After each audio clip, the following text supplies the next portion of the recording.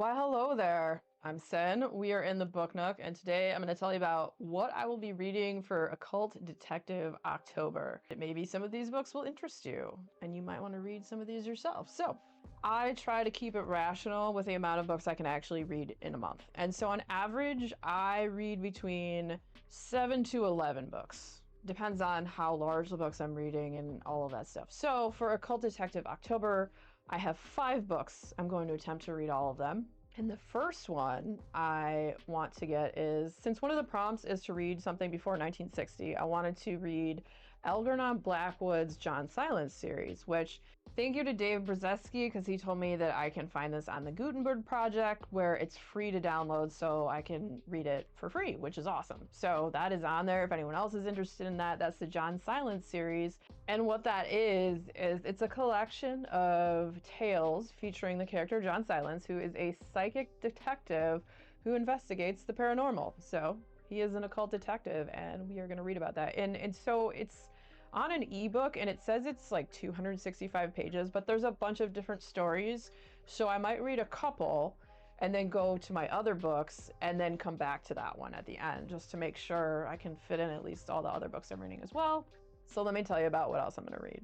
Okay, so last year I read this series called the Warlock Holmes series, and I read the first 3 books in the series. There are 2 more in that series. It's Warlock Holmes. There's a Watson in this, and it's basically a play on Sherlock Holmes. It's funny and it's cheeky and it's absolutely ridiculous, and I love it.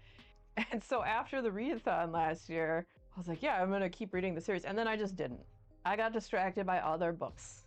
Imagine it, me distracted by other books. Who knew? So I'm gonna continue on with the last 2. We have The Sign of 9, which is book 4. And then we have The Finality Problem, which is the 5th and final book in the series. And I'm pretty excited to read these. I can tell you a little bit about them. I do have a video for the first 3 books in the series. If you are interested in that, I will link that down below in the darkness, and that'll give you a little more background on what the series is about and whatnot. I'll tell you what these 2 are about, and it'll kind of give you like a feel for what these stories are like. Book 4, Warlock Holmes may have demons in his head, but now Dr. John Watson has a mummy in his bloodstream, specifically that of the sorcerer Xantharaxes, who, when shredded and dissolved in a 7% solution, produces some extremely odd but useful prophetic dreams.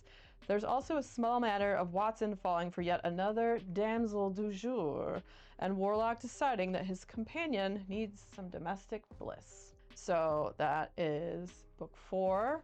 And book 5, the last one. And this is kind of a spoiler for this one, which I had already read the back of this, so I knew it, but you know. Maybe I shouldn't read this. I'm not going to read the synopsis on the back of this at all, because it kind of has like super spoilers for the series. So the one I just read before that, you get the gist of it. It's goofy, it's weird. And the book prior to this, Warlock Holmes, like, he's a warlock and he's not quite human. So he had like over, I think it was like over his mantle or his fireplace, he had what Watson thought might have been like pots or something. And I think he smoked it, but it was like this mummy's ashes, and that's why he has mummy whatever in his bloodstream. So that's kind of where I left off in the book prior. So I think it's gonna be a lot of fun. Looking forward to reading these again, because I flew through them and they're pretty awesome. The whole series has been great so far, so looking forward to finishing it up with these 2. Okay, so after that, I have another book I've been meaning to read that I've had sitting on my shelf for at least a year, and that is episode 13. Another one I'm like, why haven't I read this? I don't know. There's so many other books that just get distracted. All right, so let's tell you about it.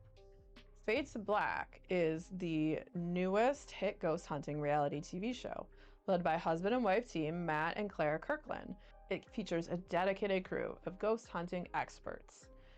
Episode 13 takes them to every ghost hunter's holy grail, the Paranormal Research Foundation. This crumbling, derelict mansion holds secrets and clues about the bizarre experiments that took place there in the 1970s. It's also undoubtedly haunted, and Matt hopes to use scientific techniques and high-tech gear to prove it. But there's always a big but, isn't there?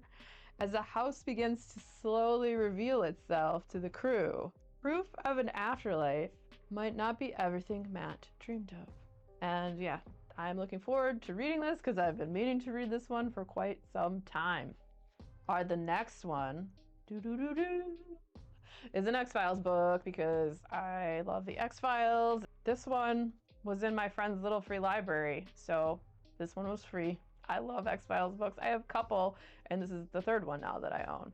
So I like to pick these up whenever I see them. So this one is Agent of Chaos by Cami Garcia, and this is part of the X-Files Origins series. So let's tell you about it. He wasn't always a believer. In the spring of 1979, 17-year-old Fox Mulder has bigger problems than applying for college. 5 years ago, his younger sister disappeared from their home and was never heard from again. Mulder blames himself, and his mother blames his father, who has retreated into his top-secret work for the State Department. In Fox's senior year, his dad moved him to Washington, D.C., away from his friends on Martha's Vineyard. While Mulder doesn't mind the fresh start and not being known as that kid with the missing sister, he's still obsessed with finding Samantha. So when a local boy turns up dead and another child is abducted, Mulder can't stop himself from getting involved. Could there be a link to his sister's case? As he uncovers the truth, Mulder and his friends find themselves on the trail of a serial killer, sucked into a world where conspiracies, the occult, and madness overlap. Fox Mulder starts to believe. Looking forward to this one. I think all of these are going to be pretty fun. So the only other book I've read by Algernon Blackwood was The Wendigo, and I like that one quite a bit, so I'm hoping I enjoy the John Silence series. I think it'll be interesting. It's always interesting reading books that are very old, from like the early 1900s. I'm not exactly sure what year those were. All right, let me look it up real quick. So it was 1908 was when it was first published. It'll be interesting to see how that is, and I'm looking forward to reading all of these. If you're interested in any of these books, I'll have links down below to those. And if you don't know exactly what Occult Detective October is, it is the brainchild of MJ from Reading This Life. We did this last year, so this is the second Occult Detective October. And it was a blast last year reading all these books and getting more into this genre. So I'm excited to do this again and host it. We're hosting it with a ton of fantastic booktubers, and I will link their channels down below. And then I'll also have the announcement video for this if you want some more information on it too. So that'll all be below in the description with the books and the announcement video and everybody's channels as well. So check it out. And if you're a fan of weird or paranormal books, the next video coming up will be about that. So stick around, check it out. And if you enjoyed hanging out today, hit that subscribe button, come back, see me again, and we'll talk about more bookish things and weird stuff.